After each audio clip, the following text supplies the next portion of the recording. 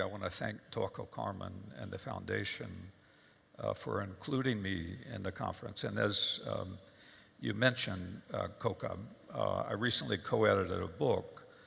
The title is Global, Regional, and Local Dynamics in the Yemen Crisis. I co-edited the book with a colleague in London, Noel Breheny, who is, I believe, the former head of the British Yemeni Society.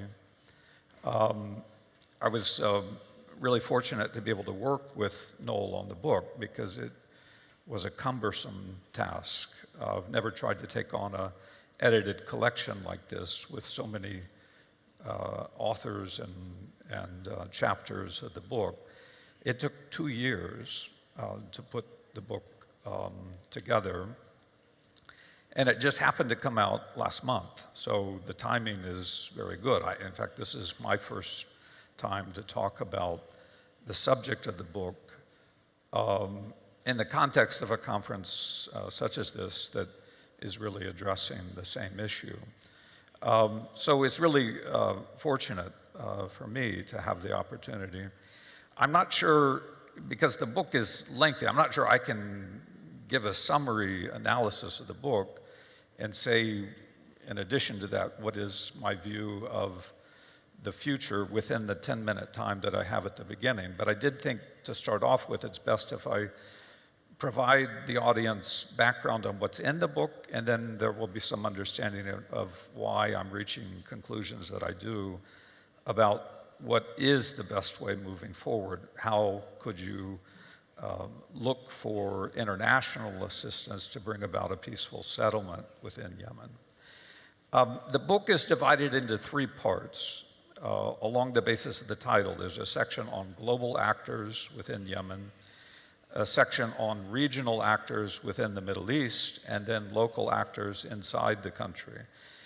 Among the global actors, and each of these actors has a chapter in the book. We included a chapter on the United Nations, the role that it has played since 2011 until today.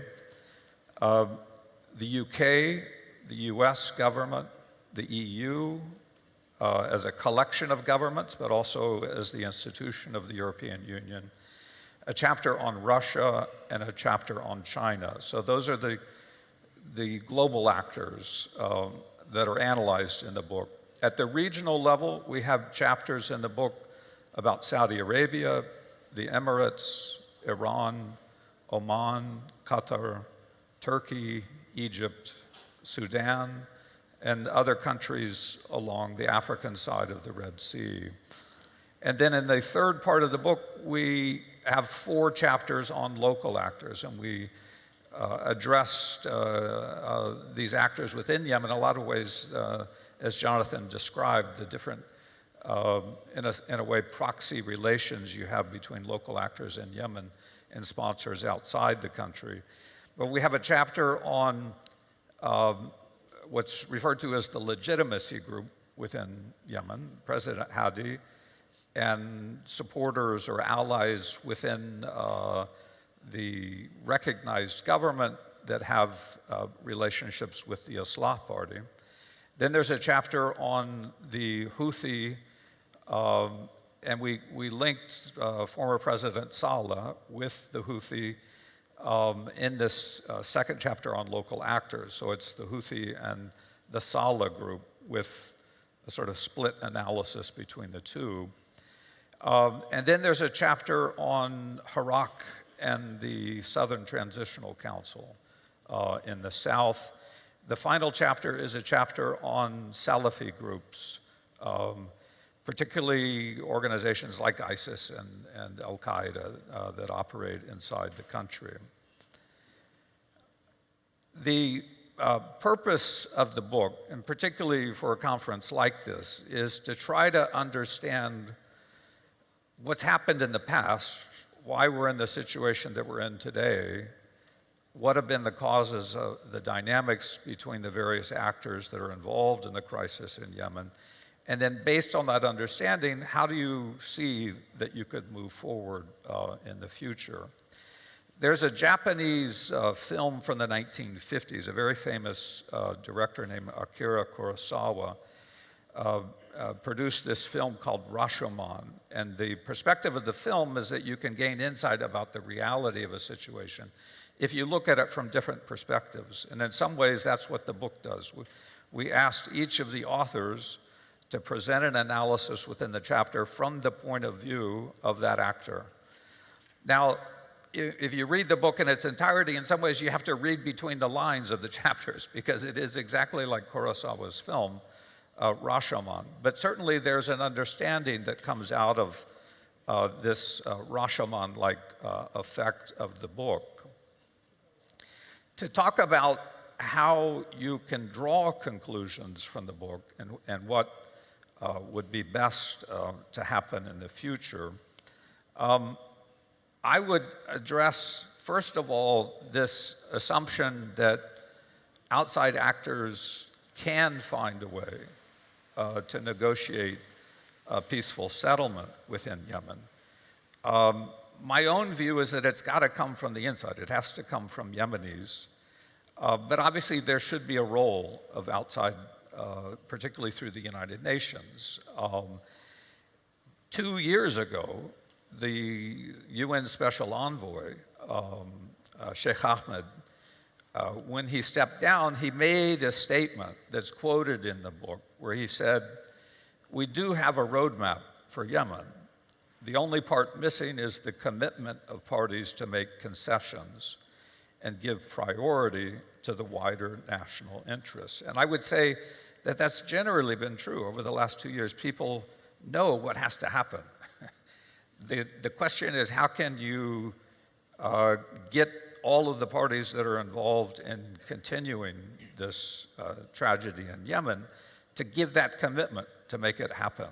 As he said, we all know what needs to happen.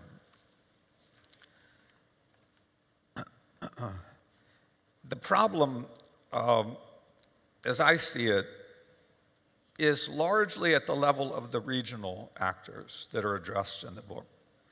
In fact, the authors who contributed chapters in part 1 about global actors largely concluded that unlike the past and unlike decades throughout the 20th century, there was largely agreement among all of those global actors about the transition in Yemen after 2011.